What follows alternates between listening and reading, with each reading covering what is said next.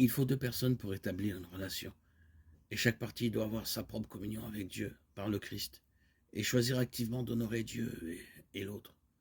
Sans cette communion avec Dieu et sans cet engagement à s'honorer l'un l'autre, il y aura une rupture de la relation.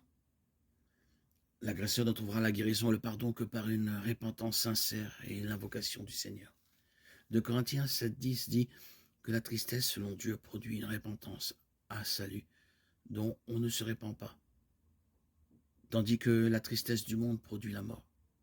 La différence entre la tristesse selon Dieu et la tristesse du monde est la repentance. Une personne qui comprend vraiment la nature de son péché sera capable de ressentir une tristesse qui mène à la repentance et au salut et à une conscience claire. Nous ne pouvons pas faire de choix pour quelqu'un d'autre. Nous ne pouvons pas arrêter la violence psychologique de quelqu'un. C'est un choix que l'agresseur doit faire. Mais nous pouvons refuser d'accepter l'abus sans discuter ni formuler d'exigence. Le remède le plus extrême contre la violence psychologique est la séparation. 1 Corinthiens 7,5.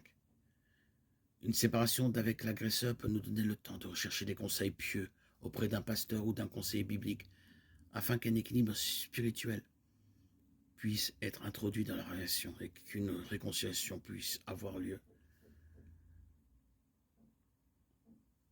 Ne vous privez pas les uns des autres, sinon d'un commun accord, pour un temps limité afin de vous adonner la prière. Puis réunissez-vous de nouveau de peur que Satan ne vous tente par votre indiscipline